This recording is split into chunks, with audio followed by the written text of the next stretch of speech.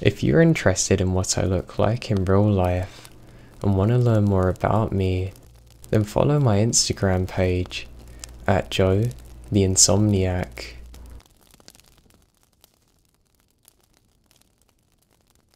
I used to work as a bouncer at several different locations in the Toronto downtown area. I enjoyed working on the patio when I could, despite not being a smoker, because talking to people made the time go by faster, and hey, I'd always meet new people. There was this one place I worked at that always had crazy stuff happen. The patio was also a weak chain link fence with some tarp thrown over it. The club was so cheap, so the fence didn't cover the entire area, so I had to be watchful of people trying to sneak in. One time I was feeling lazy, and I stood in the opening with my back to the street. I was talking to people trying to kill time, when I felt a guy stand behind me coming from the street. This wasn't too unusual. Some people get turned away when they see me, try to bribe their way through the patio entrance. I was having none of it, so I puffed myself up, determined to ignore him until he gave up on me noticing him. After about 10 minutes of this, I started to get a bit creeped out because the guy was just standing behind me without saying a word or doing anything. I turned around to tell him to go away, but stopped mid-sentence. This guy is a bit taller than me. I'm 6'2", kinda lanky, and this guy's well dressed. He's covered head from toe in blood, like drenched. I thought he'd been in an accident, so I dropped my tough guy act, asking if he's okay and if he needs an ambulance. He calmly responds he's good, and he just wants to find his brothers. I was like, you sure your brothers are here? He insists that they were, as they told him they'd be in X city, but not anywhere near Toronto where this is located. After his complete obliviousness to what city he's in, the fact that he's soaked in blood, and his intense stare where he doesn't blink, I decided to call my boss up. When my boss appeared, I gave him a quick rundown of what happened. He talked to the guy very briefly, then told him he'd assist. He went and got some patrolling cops. When the cops appeared, one of them lightly touched the blood guy on the shoulder. That's when he starts screaming incoherently, trying to slash at him with a small knife that he'd concealed. The cops, my boss and I subdued the guy until he could be cuffed and placed into a cop car. The guy was screaming loudly, struggling to hulk out of the cuffs the entire time. To this day, I still have no idea what the whole thing was about.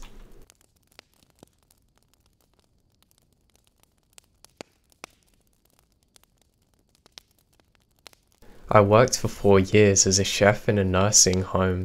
I typically left by 8 every night, but I would occasionally stay over and help the third shift janitors clean up and lock up the kitchen. I was leaving one night close to 11 or midnight-ish when the front desk lady asked me to run into the tunnel and grab a few items from the locked housing unit. My building was split into 2 side-by-side buildings connected by a tunnel underground that would transport the bodies of the deceased, so other residents didn't see it. This prevents panic attacks from our elderly patients. The tunnel had a few storage units down there, so it wasn't uncommon to need to get stock. To get into my end of the tunnel, you had to use a locked stairwell or elevator with a passcode. So I get to the tunnel, and for some reason, all the other lights are out except for the red glowing emergency signs. Alright, no biggie. I turned the corner from the elevator to head up the tunnel and retrieve the items Margie needed when I see a tall black figure just swaying side to side. I approach it just in time for it to shriek at the top of its lungs, effectively prompting me to have a panic attack. She was illuminated only by the red exit signs in the dingy cement tunnel. She screamed. I screamed. Ronnie, the poor janitor from further in the tunnel, screamed. She turned out not to be a demon, but a memory patient that woke up in the night and wandered off in a daze, completely out of her mind. How she ended up in the tunnel is something I've never figured out, but after calming her down, I'm able to walk her back to her room and get settled. The attending nurse didn't even know she was missing, and I don't know how long she was down there for. After that, I avoided the tunnel for as long as I could.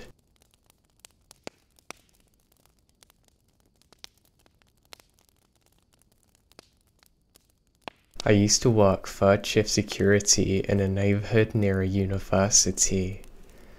We often encountered some weird stuff, but we mostly just dealt with drunk college bros and the like. One night, it's nearly 4 AM, so we're ending our shift and heading in when this homeless man looking for someone stops to ask me to call an ambulance. I say what's wrong.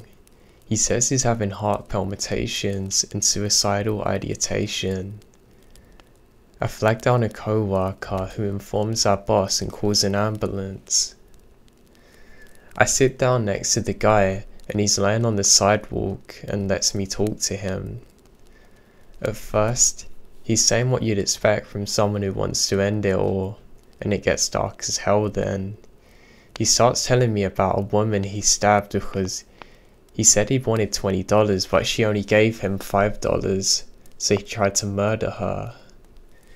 It then gets worse, saying how he's done some awful things, committing arson and horrifying stuff. And when this is happening, I'm sitting there alone with him while my co-worker's several buildings down on the phone with the dispatcher. He then starts telling me about how his mum used to abuse him. I understand it's probably at least partially the ramblings of a mentally ill crackhead, but it was very unsettling. It's not every day a stranger confesses to you about an attempted murder and other atrocities he's committed.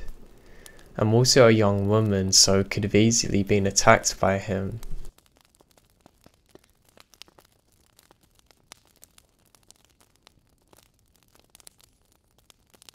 I used to work for a sub shop as a delivery driver.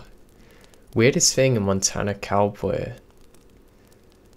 I am located in Milwaukee, WA, so we had a diverse crowd of homeless.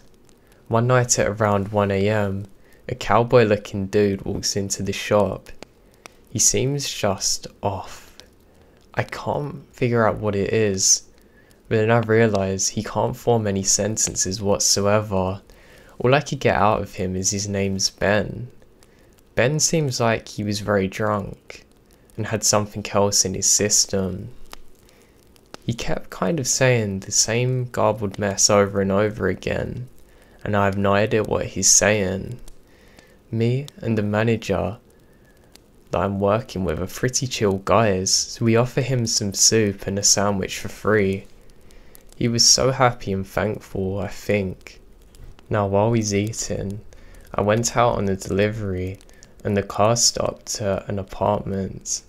As I'm walking up, a cowboy walks out. Not the same cowboy, but a different one. I said hello, or whatever, but he responds with the garbled mess that the guy in the shop said to me. Like same tone, everything. Even looked the same. I think this is weird, so I go back to the shop and the cowboy is still there, eating and saying nonsense. My manager then finds out that he's from Montana, so I go on another delivery, walk up the apartment building, but wait a second. There's another guy with the cowboy, sitting on the stoop asking me for $1. I told him all the cash I have is for work. He said a garbled mess like the other two guys and left. Now here's the kicker. I go back to the shop and Ben is gone, so I go on my last delivery around 3 AM and pull up to a house. It's lit up inside and I can see people moving around with the shadows on the window. I knock on the door and who answers? Ben. And who's in the house with him? The two other cowboys. Ben says sup, gives me $100 bill and slams the door. I'm completely dumbfounded by this and have no idea what any of it meant to this day.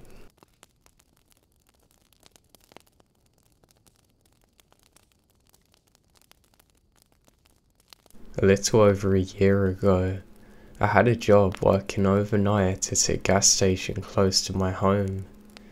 I'm a woman and was 31 at the time. I know, to some it seems unsafe for a woman to work graveyard shift by herself. However, it was a slow store and the sheriff's office is about 20 feet across from it. I really didn't think I would have that many problems. There would be about 30 customers in 8-hour shifts, and that's on a busier night. It was morning about 3:30. I went outside to sweep the parking lot and last minute check the trash. It was time for a cigarette, and I had one headphone in, just kind of jamming out. Across the road in the parking lot to the sheriff's office, I can see a figure staring at me. He was sweating back and forth while looking down. Honestly, it was like he was enjoying a piss. Against the sheriff's office though. Yeah, the building closes at 4 and isn't open again till 6 AM, but why? I can remember seeing that his shirt was ripped a bit too. He's a total creep. I can already tell he's got a buzz going. I didn't say anything.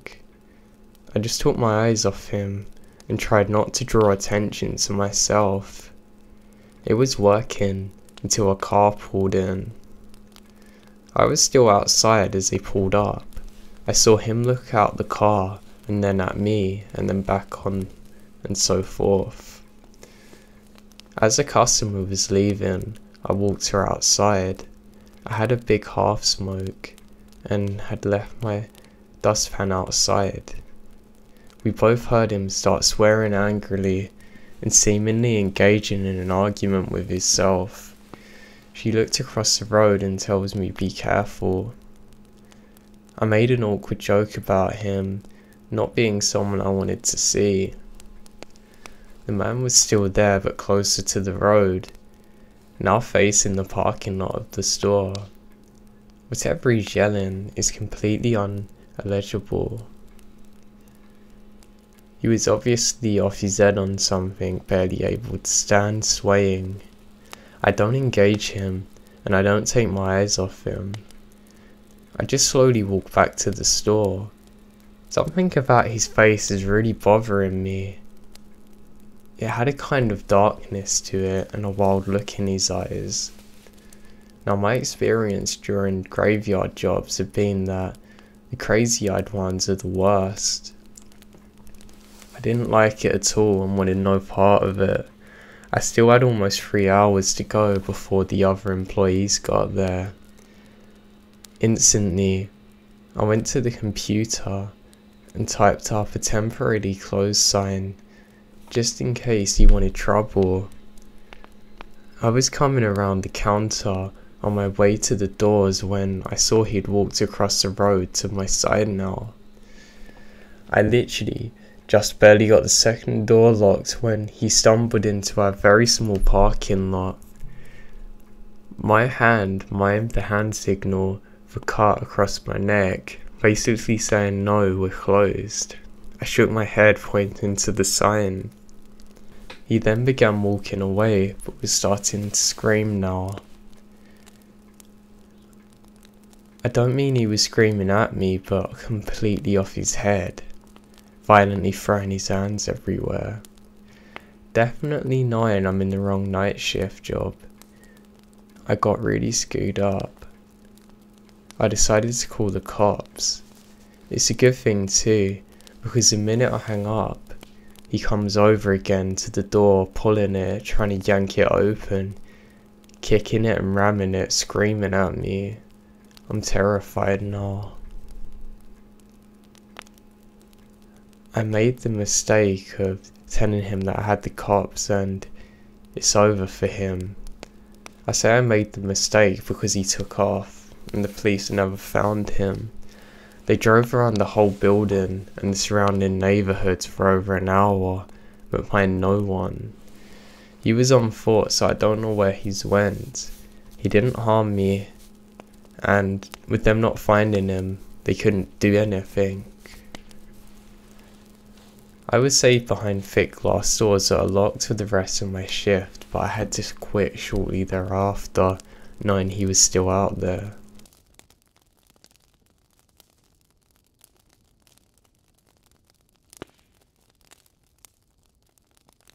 This happened a few years ago, when I was 19. I'm now in my mid-20s. I still remember this very clearly because how scared I was. Back when I was living 600 plus miles away from my parents in a different state, even though there was distance, my mum and I still spoke on the phone at least twice a week, and we're still really close. So when we found out about her cancer, I didn't think twice about doubling down on everything to see her. A plane ticket would be expensive, and I had a 10-year-old Toyota that had been a bit beaten up, but it'd get me there quite cheaply. My parents weren't thrilled by the idea of me driving 11 hours by myself, but my mind was made up. So they offered me a deal. I would stop at a rest stop every 2 to 3 hours and stretch my legs and call them. And in exchange for this courtesy, they would pay for my gas. If I didn't call within 3 hours, they'd assume I was in an accident and call me repeatedly, interrupting my podcast along the way. And that's why at this particular rest stop at 2:45 AM, this was actually one of the nicest stops, well lit, multiple vending machines that didn't have huge cages around them, and the payphone wasn't broken and looking clean. There's a couple cars there with people sleeping in them. I still had 15 minutes before I had to check in with my parents. I got out my car, stretched my legs, and almost jumped out my skin when I hear a man's voice behind me. "Miss, can I ask you a favour?" I turn around and he's leaning against my car. I have no idea how he got there so fast. I didn't see him when I parked, but there he is, uncomfortably close to me. He looked to be in his 40s. He didn't look dirty or twitchy. He was too close, but his body language didn't scream threatening. And even though I was 19 years old, barely over 5 feet tall, and 110 soaking wet, I still decide to ask what he needs. He told me that he accidentally locked his keys in his truck, and could he just borrow my phone real quick to call a friend. It would just take a second and it would really help him out. And I almost handed him my phone. I was reaching in my pocket to hand him it, with the no problem look. Then I looked at his face. Like I said, the rest stop's surprisingly well lit. And this guy looked somewhat normal, except for his eyes. He had dead shark eyes. You know what I mean? Like Ted Bundy. Them kind. And he's smiling. But his eyes are so vacant and dark. I got the feeling, the runaway feeling immediately. I put on my best customer service smile and told him, "Oh my god, I'm so sorry, I don't have a charger and I need the battery. I'm sorry, I can't help you." And I turned and walked about 20 feet away, but he doesn't leave. He's just watching, staring at me. And now I didn't know what to do. I didn't want to leave him alone with my car because he creeps me out and has a serial killer face. So going to the bathroom's out. I also wanted to get away from him, prove I'm not gonna help, and maybe he'll leave. I could technically get into the car, but I would have to get really close to him unless I crawled over my passenger side seat and he won't move. So I did the first thing that pops into my head, calling my dad. And my dad, for the first time that night, doesn't pick up. Great. Now he's staring at me. So I faked a conversation, angled my body so the guy couldn't see that I'd hung up, and loudly said I should be home in half an hour. I mentioned exactly where I am, reassured the fake caller that this rest stop's good, with lots of people and cameras. The guy still ain't moved, and I'm running out of steam on this fake conversation. In the years since, I've actually thought a lot about the things I could have said while pretending to talk to my dad, but in the moment, I was so freaked out that my mind went blank, so I hung up and didn't know what to do, hoping the fake phone call would be enough to scare him off, but he was still leaning up against my car. I stalled for another few minutes. I bought cookies from the vending machine. I walk around a little and I'm panicking inside. At this point, he's leaning up against my car staring at me for at least 10 minutes. I honestly debate walking up to one of the men sleeping in the parked cars asking for help. And just then, I have the thought of waking up someone to try and give me help. But I decide unless he touched me, I'm just going to pretend he ain't there. He waited until I was unlocking my car door before he started talking to me again. He told me again that he really needs my phone. He's stranded there, unless he can call his friend to bring spare keys. He's not angry or begging. His voice sounds weirdly frantic but friendly. He's creepily watching me still. It's been way too long. I almost point out the working payphone, just in case I'm wrong about this and I was being unnecessarily worried, but he leaned his head forward as I'm getting in, and I lost all nerve and slammed the locked door as quick as possible. He didn't move until I started the car and pulled it in reverse. Then he finally steps back and pulled it up. I don't have my seatbelt on. I was so focused on getting away from him. Then about halfway out the rest stop, my mum calls me. I don't want to worry my mum, so I say everything's fine. Now that I was in my locked car away from him, I started to feel more safe. My mum lectures me about road safety. I then watch a guy cross to a truck, unlock the door and get in. The keys being locked in no longer seemed like an issue for him. I watched the truck head back out on the freeway and out of sight. I had to pretend to be fine not to upset my mum. I didn't get back onto the road for another 20 minutes. And when I did, I didn't speed. I didn't want to see the truck. I found out years later that the closest city to that rest stop had a major problem with sex trafficking, and that girls who look like they don't live nearby are easy targets, and the way he approached me is very similar to what they do. I still have no idea what he was planning, and I hate thinking of what happened on that day.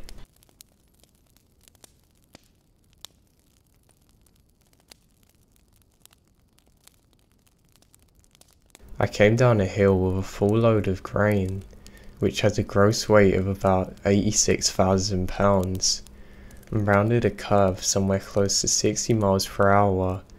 Dead ahead, about 100 yards away, was a narrow bridge, and sitting in my lane, in the middle of the bridge, were several people in lawn chairs with coolers, scattered around, with fishing lines tossed to the side.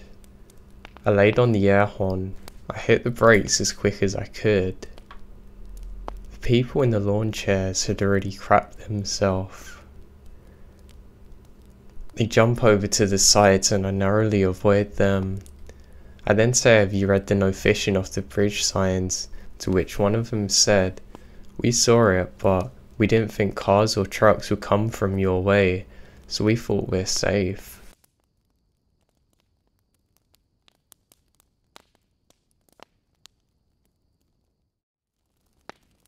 I'm a long-haul truck driver, and I've seen plenty of supernatural stuff out on the interstate. Now, within the first few months of driving, IIRC was PA. My first couple years I was a night driver, so it was hard to see things sometimes. But the one in PA was me trying to follow a flatbedder who was hauling serious loads through the mountain. At one point, I started falling back because I can feel the van starting to lean.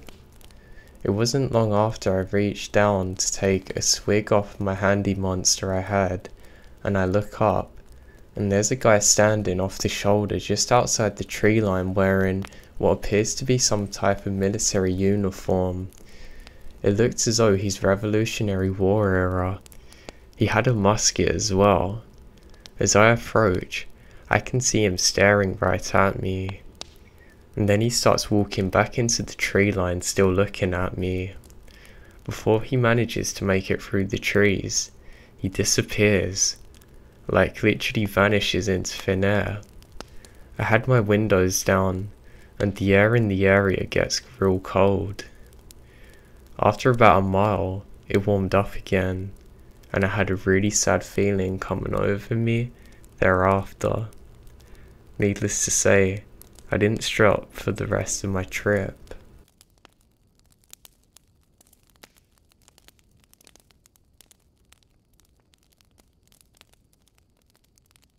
While driving in New Mexico, I've seen some things in the sky that I can't explain.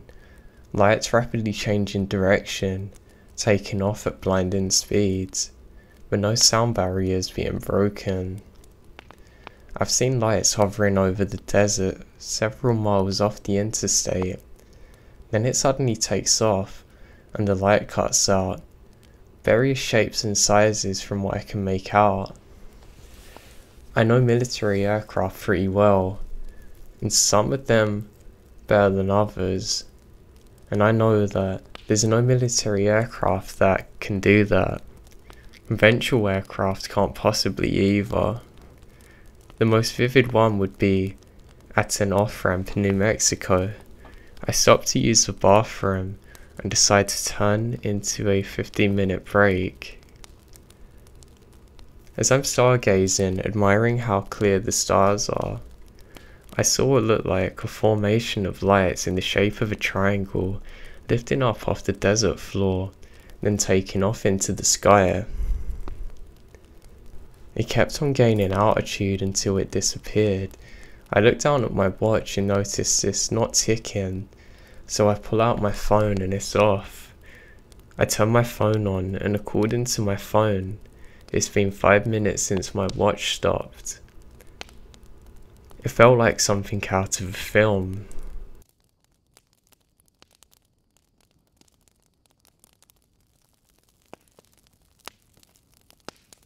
Kent, Texas is another one.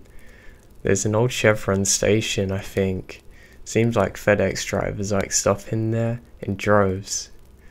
I'm guessing it's a popular drop and hookup point for them or something. But one day I needed the bathroom, so I had to stop. I don't know why I didn't stop in the van horn, so I pull off and roll up to an empty parking lot across the street. Kent is an abandoned town. I walk up to the bush line and notice a makeshift fire pit. The wood is somewhat burnt, but not all the way. The weird thing is that there's an unscratched dollar bill stuck in the wood. For a second I was like, ooh, I think that's candy. But then this feeling suddenly come over me, so I left it alone, peed in the bush, and as I'm walking back, I look over and get a real negative feeling. I look to the ground in front of me, and bam, There's a rattlesnake literally 2 feet from me. I stop dead in my tracks. It starts hissing at me and goes to lunge, but luckily hits a twig. I run as fast as I can back to my truck, feeling like someone's behind me. I kick up a lot of dust getting out of there, and have never stopped in Kent since.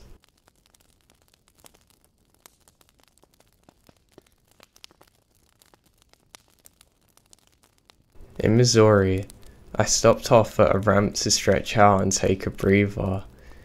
As I'm smoking a cigarette, a little girl from some direction I couldn't figure out where giggles and says, "Hi."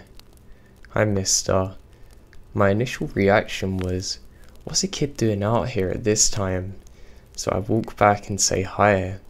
She responds with, "My mum says you'll be okay, don't worry."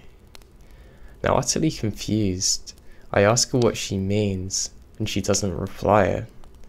Then suddenly, I feel like someone's standing next to me, but it doesn't feel negative or bad, just as though someone's right there with me.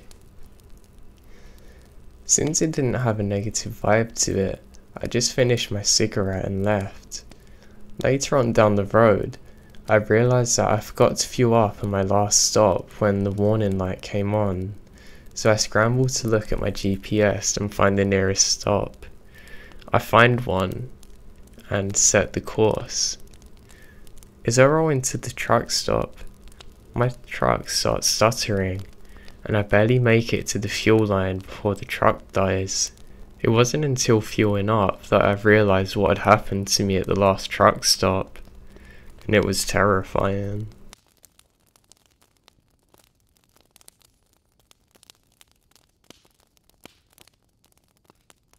I've seen drivers duke it out on some fuel lines many times. I've seen brawls happen in the back of truck stops, many rookies hitting each other's trucks by accident, you name it. The most memorable moment, however, was a fight when I was on a trip with a co-driver whose name I won't say.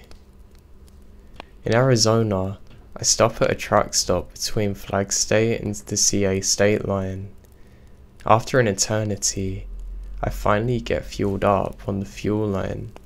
I fuel up and go inside, getting a drink and food. I come back and the sleeper curtain is open. No co-driver. Lonely half hour goes by and he comes out. That's cool. He can take his time because I'm not going to stop from here out. I put some trash in a couple of bags, putting it on the floor. It was mostly his trash from his shift prior. I can't stand having any in the cab. He opens the door and dumps bags on the ground, so I lit him up with all the fury I can muster. There's 2 garbage cans 10 feet away. I go put the bags in the trash cans and come back to the truck. As I'm doing my logbook, I look up and glance in the mirror. I can see 2 drivers flapping wings at each other. Oh, a fight. Let's watch. Suddenly, they go like baboons. Fists flying, but they're not landing. Then one of the drivers picks up the trash can and throws it at the other driver. The can hits him square in the face and blows open with paper towels going everywhere. Just like WWE apparently. So I get out and start walking back to watch. And apparently, every other driver on the fuel line had the same idea. The driver who got trash canned reaches into the storage compartment near him, pulling out a huge chain with a padlock on it, swinging furiously, and he's coming back and forth to the truck where the trash canner is. The other guy takes out the pump, going to his driver's side window, knocks a mirror off his truck, puts a huge dent in his fender. He then makes it back to the trash canner. The guy runs around the other side of the fuel pump. He then starts beating him with a bottle. All this does is gets him wet and pisses him off even more now. Enough time rolls by, but they realise neither weapon of choice is doing any good. And in one of the weirdest things I've ever seen, they both stop, bear hug each other, then walk off. I walk inside to tell the lady there's a fire in the fuel line and she breaks out some kind of stick to break it up. But they're all good now. It's honestly the weirdest thing that I've ever seen.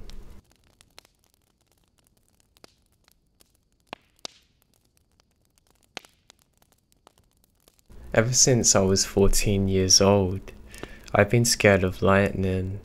It started when I was out on a soccer field during a thunderstorm and lightning struck the fence, just over 100 feet away from me. The sound is deafening. I can still remember the awful sensation of the sound vibrating through my whole body. But this wouldn't have been the only incident involving a lightning strike that I come too close to. When I turned 20, I moved out from my parents who lived in the capital to the country in the south. I have no intention of moving back, sure. A girl that grew up in the city is used to the endless variation of restaurant, bars, stores, and never far from anything, but I like it here. Due to the population of the community and something of a sleepy town stamped on it, it is charming with its colourful wooden houses, seaside campus, and the smell of butter from the old butter factory as an eternal reminder where you are. And there's one more reason why I appreciated living in a small town. It is how incredibly safe I feel here. In the city you can barely be outside alone.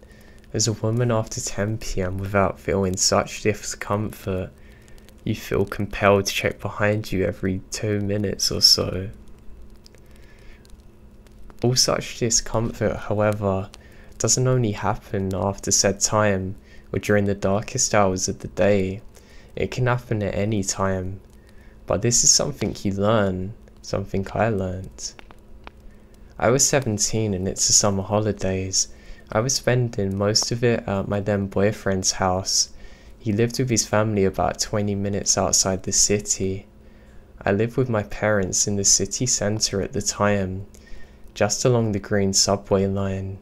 So, if I wanted to get back home, I would take the commuter train to the central station, walk across it and switch to the green subway line and ride a few minutes on the other way to get to the station. I was in one of my rebellious periods and had a month before bleaching my hair again. I loved it at first, but after a while my roots started to show and I realised my mistake. My angel of a mum had hired a hairdresser so I can get it back to normal, a deep brown colour. The day for my appointment and the hairdresser came, and I was as usual at my boyfriend's, but I needed something from my parents first. So I put on my headphones jumping on the train. I switched as usual to the green line and sat near one of the doors that I knew would line up perfectly where I got off. Now I like to crowd watch when I travel, not to stare at people or anything like that, but just to look at people that I think are going by, wondering where they're going and whatnot. It's kind of a game I often find myself doing. I played that game today. I look around at people, and when there was one station left until my stop, my eyes struck to a man who's sitting a few feet in front of me. He's tall, perhaps in his mid-30s. His hair was dark and scruffy, wearing dark clothes and big boots. He sat with his elbows leaning against his knees, crouching slightly towards the subway floor. Today I don't remember what my analysis or fictionary story was, but I saw him. The woman in the speaker shouts out my destination. I stand up and go to the doors, hopping out. When I got out the doors of the station, I saw that it started raining, so I pulled my big hood over my headphones and started quickly up the apartment, which was only a few hundred feet from the station. The apartment is an old building with a large wooden door facing the street. The door has a glass pane that runs alongside the entire door, and when you enter, the staircase is entirely encased with an old wooden elevator. With an iron latchet door, you have to close manually. When I got to the door, I put my entry code in, pushing it up the door. When the door swung aside, something was reflected in the glass, so I turned around and saw the man from the subway behind me. At first I'm a little shocked that he was so close to me, but I assume he's one of my neighbours. I assumed that he stood so close because it rained and didn't want to get wet. So I said hello, pressed the door, and put on my headphones. He didn't answer. I went to the lift and pressed the button, but I heard it not start, so I assumed the neighbour had opened the lattice door to park the elevator at their floor while they locked the door. I turn around and see the man standing behind me shaking. It's not a typical kind of shaking, more like a twitching. He stood there jerking, with his head going back and forward. His eyes are not on the floor, they're on me. He opened his mouth to talk, but only incoherent sounds come out. He's shaking more frantically. "What's your name?" he at last said. I remember my parents' words of wisdom and never to talk to a stranger, especially one who I feel threatened by. I want to tell him to go, but I felt like I was froze and provoking him's only going to make it worse. I reply with a false name. He then says, "Do you live here?" I lied and answered that I don't, that I'm just here to see a friend. I remembered thinking I was smart. Now he didn't know my name or where I lived, I thought. But it was now he started moving closer to me and I started backing away. He must have seen the fear in my eyes, but he continued, scuffling towards me. I heard the elevator engine start clicking and it's on its way down. He told me he's been following me on the train, that he saw me there and that he just followed me. It was now that he lifted his head from his previous position, showing how tall he really was, and the shaking stopped. He said, "Now, you're the most beautiful thing I've seen." I thought if I was froze before, that was an understatement. I was now pressed against the elevator door. He's so close I can feel his scent. It's now around this time when I heard the elevator stop on the first floor and someone walked down the stairs to the courtyard door. The door is located on a small platform between the ground floor and the first floor. You also know you can recognize and distinguish your parents' steps from others. I did with these steps that come down the stairs, and I heard they're my dad's. I quickly thought I'd scream for him, but then I realized the man's gonna know that I lied, and that he might get angry and attack me or my dad. That was when my father opens the door to the courtyard and the lightning struck the yard. The sound waves of the crackling lightning pressed itself through the door, making the whole marble stairwell scream. I scream and he does. I went the usual position regarding thunder and lightning, fetal position on the floor. He on the other hand jumps backwards running, while he shouted that he'll be seeing me soon. I barely realised what had happened. I went crying up in the elevator in the apartment where I told everything to my mum and dad. We reported the incident to the police, and I went and dried my hair, which made me feel a little safer as my appearance changed drastically. I was still a little scared after the incident, but also confused. I just kept thinking about what he was saying when he ran out. We'll be seeing each other soon. I knew at least that I probably wasn't ever gonna see him again. About a month passed and I'd practically forgotten about the situation. I was on my way to Central Station to meet up with my boyfriend who was on the commuter train on his way to me. I stood and waited for him in the hallway between the commuter trains and subway. In that particular hallway, a lot of people were walking, either to the trains or from the trains. Very few people are standing still. As I said, I stood there, looking down the hallway from time to time to try and see if my boyfriend's come yet. When I see someone else standing still, there was someone standing on the other side of the crowd, and although everyone goes in different directions and creates kind of a blurred effect on him, I see him. I just froze and he stares at me. Not like our first meeting, but as though he's making his mind up on something. Then my boyfriend comes and we quickly leave. I've never seen him since.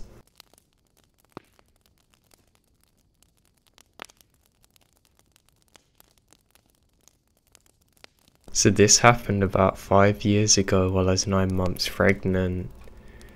I was Christmas shopping at the mall with my then 7 and 15-year-old daughters one Saturday night in a very safe city with a very low crime rate. There was an Applebee's connected to the mall, and we ended our shopping pretty late, and the mall stores were starting to close, so I took my kids to the connected Applebee's for a late dinner. We finished up eating at about 10 PM, and leave out the Applebee's entrance into practically deserted parking lot with shopping bags in tow. As we get to the car, I'm in the middle of manoeuvring the shopping bags and finding the keys when a 50-ish-year-old crusty looking guy starts walking up to me from the parking lot with a shaggy grey white hair and faded flannel shirt and old jeans. I noticed him briskly approach him when he's about 40 feet away and said, "This is a stick up, give me all your money." And my blood runs cold, and I stared at him, shaking, and said, "What?" He then said he's just kidding, and came up and stood right next to my daughters, who are standing on the other side of the car waiting for me to unlock the car to let them in. He then starts making small talk with me and my girls. He's asking things like if they're being good girls for Santa, how old they were, if we got all our Christmas shopping done, what kind of things we get, etc. He didn't seem drunk, high, slow, or mentally challenged at all. Was very coherent and sound-minded.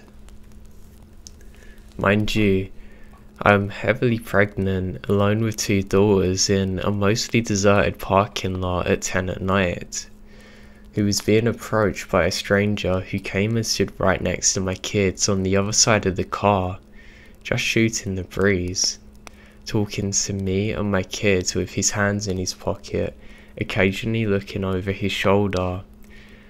I didn't want to aggravate him, so I politely conversed with him, trying to calm him and trying to disguise how scared I am, looking for the keys. This exchange went on for a couple of minutes while he periodically kept looking over his shoulder. I was silently panicking and trying to politely keep the situation from escalating by calmly and non-chattily talking to him, also trying to feign and find my car keys. I felt that at any moment he was going to pull out a knife or a gun, that I was about to be robbed with my kids right next to him. He kept trying to engage them in the conversation, and I could see my oldest daughter's weirded out by the situation. She kept glancing at me to gauge my reaction to the situation. And being that he was only talking and acting friendly, I'm doing my best to stay calm. They're obviously entirely oblivious to the situation and what's going on. While desperately digging for my keys, I tried to politely give him hints that the conversation's over by saying things like, "It's nice chatting with you, but I gotta take these kids to bed, and it is nice meeting you," and telling my girls to say it was nice meeting him too. My polite attempts to get this guy to leave weren't working because he kept on sidestepping my attempts. and asking what their favourite school subjects were and how nice these young ladies were, etc., while I'm struggling with the shopping bags and digging in my giant cluttered purse for keys. My outgoing 7-year-old was completely oblivious as to how not okay the situation was, because he's being friendly, and because the whole time I'm with mum, so I'm safe child mentality.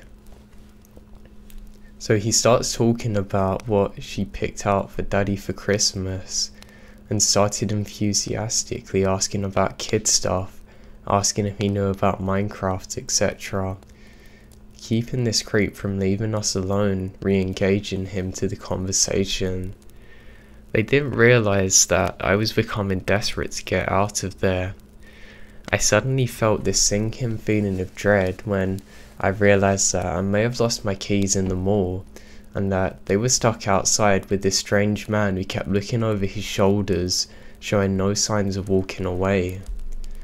And I was thinking that he was waiting for the perfect moment to pounce.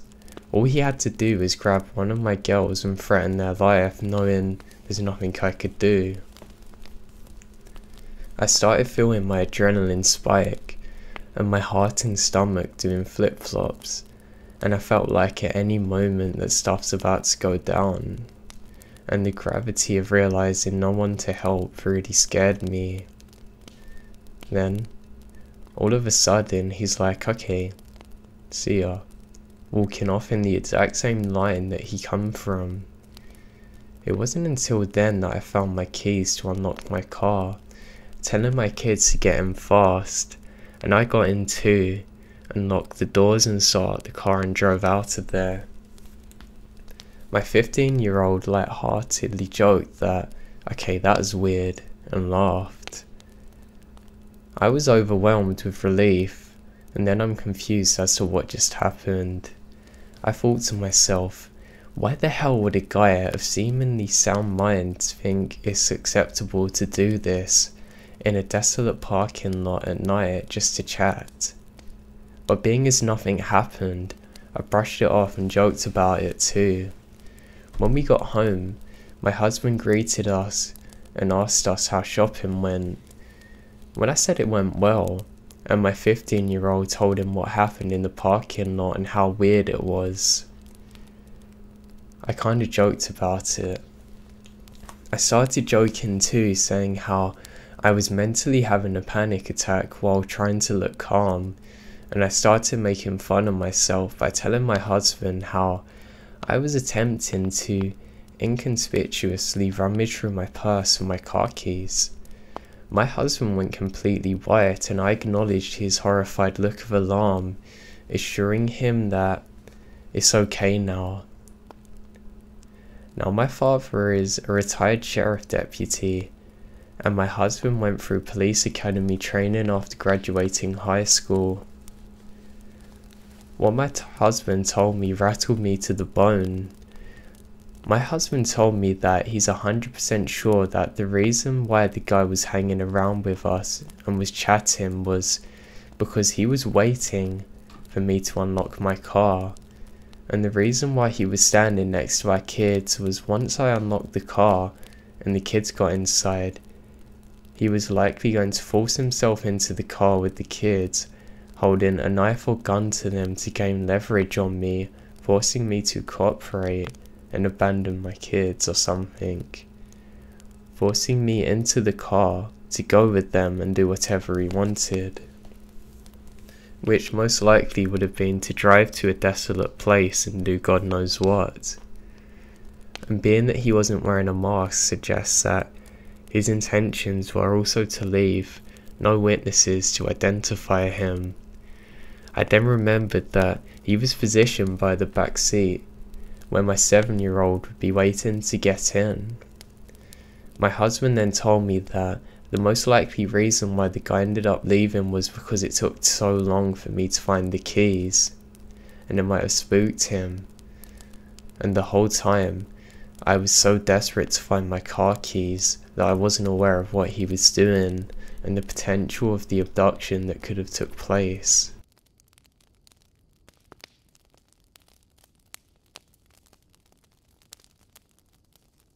Okay, so this happened when I was around 9 years old. I'm 25 now, and it's something that I'll never forget. It gives me goosebumps to this day. I live in a terraced house, and my neighbours and I each have our own little patio. There's a small 10 row 10 meters from my yard where people do their Sunday walks and so on. Only a fence separates my small yard and the patio road that I'm on. I live in a pretty crowded area, with several of those terraced houses spread around the neighbourhood, so seeing people walking on that road is pretty normal for me. Seeing random people standing on my patio? That's not. Now when I was 9, I usually got home from school about an hour before my mum got home from work. I lived maybe 50 meters away from my school, so my mum figured I was mature enough to be home alone for an hour before she got home. This one day I got home from school, I did the usual thing, which was to make sure I locked the back door and the front. I double checked that they're both locked. I was 9, so being home alone was scary, even though it's the middle of the day. I then rushed to my room upstairs to play as much PlayStation as possible before my mum came home to make me do homework. Now while I'm playing, I heard this sound. It's coming from outside my window, kinda sounding like it's a cat, but my cat's been missing for over 3 months now. Hope sparks and I think, oh my god, has he finally come back? I run downstairs to check if it is my cat, but the sight gives me goosebumps to this day that I met with. There's a guy standing in the patio, a tall guy with black hair covering his eyes, making him look like a male version of the Ring or something. I could hear high-pitched sounds, almost like a cat meowing, a brown liquor running from down his mouth, and I could see him spitting out stomped cigarettes. He was actually eating from the ashtray. I froze from observing this, eventually snapped out of it and screamed so loud the man must have heard it, but he didn't react. He kept on eating from the ashtray. I ran upstairs to my room, locked the door, and called my mum, who was calling the cops. I've never been more terrified in my life, laying in bed under the sheets, shivering in fear, as I heard these creepy high-pitched noise from the guy eating the cigarettes. I kind of blacked out for a moment, because the next thing I remember is the police arriving to my yard. I heard them talking to the guy, saying stuff like, "What are you doing? Get over here now, we're gonna take you down." He didn't respond, but the high-pitched sound gets louder and more frequent. I decide to look through the window, feeling more safe now to see that the cops are there. I could see 2 police officers standing by the fence, 1 man and 1 woman. I did not see the creepy man, however, because he was standing directly 1 story under me and from my point of view. The police jumped the fence, and I remembered hearing the creepy guy screaming louder than anything I've ever heard before. He charged the female police officer with full force, knocking her out cold. The male officer immediately tased him, leaving him shaking on the ground, screaming still. The police officer struggled to keep him on the ground while putting him in handcuffs, but eventually made it. After a while, he managed to wake up the female police officer, who seems badly hurt. He calls for backup and an ambulance, and then he sees me standing in the window above him. The expression on my face must have been something else, because he looked at me and said, "I sure as hell hope you didn't see all that," and I start crying. By this time the neighbours start to arrive, wondering what's going on. One of my neighbours, an elderly woman, had come out to take care of me until my mum come. The police took the creepy guy with them in the car and left, but they left and promised to come back to talk to us about what happened. This is where the story takes an unexpected turn. The police officer came back and sat with my mom to talk. He explained that the guy on the patio was actually diagnosed with severe autism, escaping a mentally challenged facility located about 5 kilometers from where I lived. He explained that the guy had actually been living in my house 5 years ago and forced to move out with his mom, his only caretaker, who sadly passed away. The poor guy probably thought he would find his mum there. He missed the routines and missed living there. The police had to move him in that house 5 years ago because he's extremely strong. This is the reason why he reacted the way he did. Still frightened, I told the police officer that he needed to make sure it wouldn't happen again, and he promises it won't. After a few sleepless nights, my life gets back to normal. The years went by and the guy didn't come back until 1 year ago. As of this time, my mum's moved out. I bought the house from them and am still living there to this day. I was enjoying my morning coffee on the patio when I see this random guy stopping on the road by the fence. He just stood there looking at me. I look at him, giving him a nod, and I hear the high-pitched sounds again. Oh no, that's him. The hair stands up on the back of my neck now. His hair's turned grey. My heart starts racing, and I instantly remembered the reason why he's back. I realised he's managed to escape again. Because I kept my cool a bit longer than when I was 9, I started to feel sorry for the guy. 16 years later, he was still coming back. I decided to carefully ask him if he wanted to come down to the patio. He instantly jumps the fence. I start to think he'll knock me out, but he didn't. He smiled. I offered to sit him down, but he doesn't respond. I offered him to come inside and he starts laughing. We went inside and his face lit up with pure joy. He's home. It reminded him of his life and what he had, almost making me tear up. All of a sudden he sat down in my couch, turned on the TV and started watching cartoons. I observed him for a while. He was just completely focused on his cartoons. I wanted him to enjoy the moment, so I actually didn't say anything for the meantime. The caretakers arrived 10 minutes later after I called the facility. After lots of convincing, he got up and went back. I called the facility 2 days later and we make a deal. He's now my friend. Every Sunday, from that day on, he can return and watch cartoons with me. They say it's a highlight of his week. It makes my heart warm.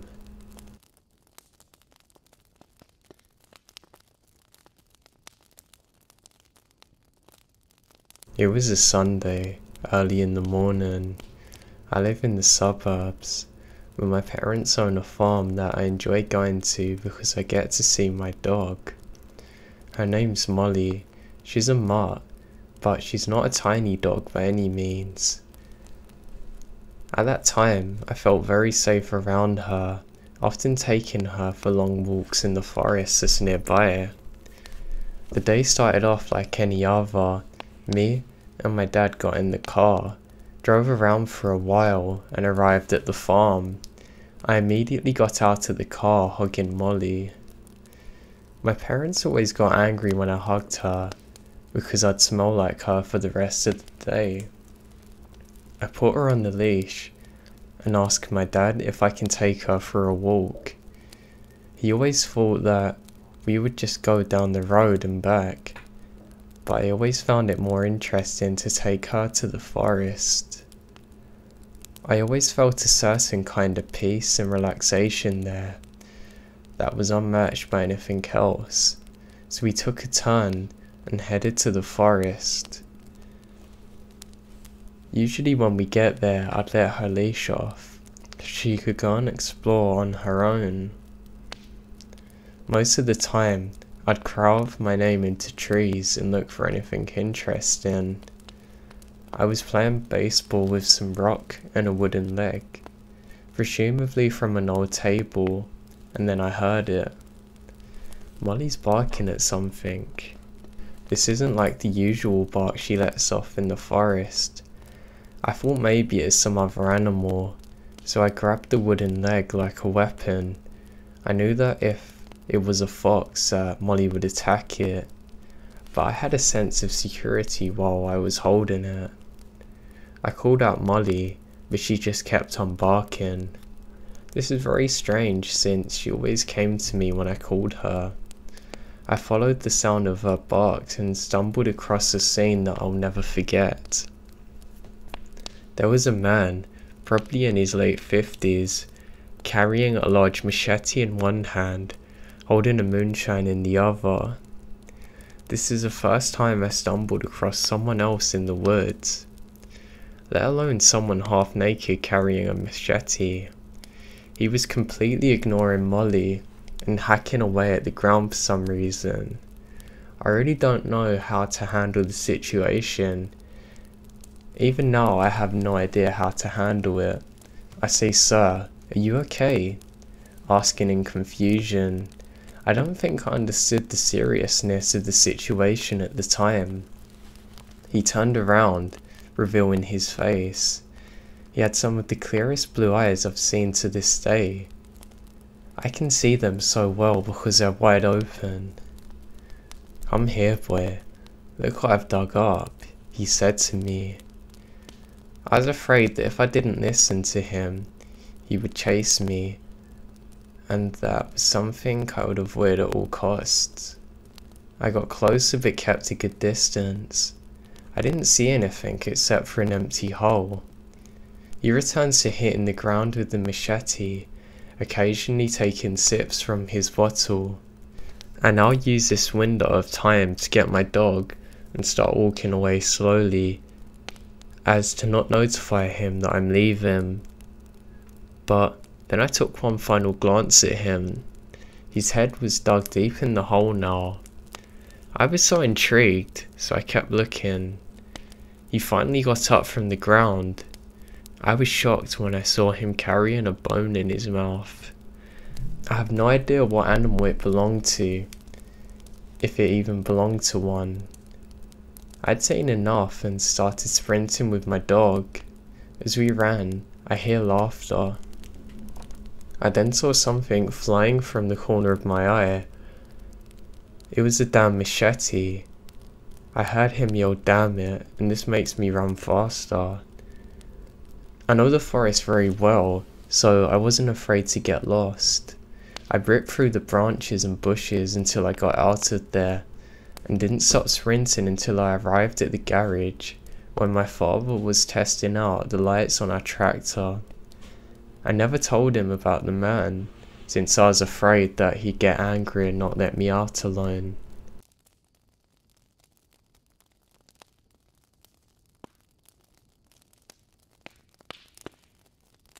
When I was younger, my parents and I lived in a house that had a very large attic. We never went in there though, it just sat empty. We had a big house so we could use the other areas for storage, so going up there was pointless, plus it needed renovating. My mum had heard some stories from the old owners about hearing strange noises from up there at night, that they sure were mice, but they said they had dealt with the situation. Now, as I was young, I was pretty playful. I didn't have any siblings, so I'd often have to make my own fun. I loved to do drawing when I was younger. I did all kinds of different drawings, especially when my mum and dad were busy working. There'd always be at least one of them at home, but they seemed to be doing stuff while I was in. I used to like drawing forests and other things. I can't really remember exactly what, just that I liked drawing with my crayons. There was one day that I was doing Z drawings when I hear a strange knocking sound.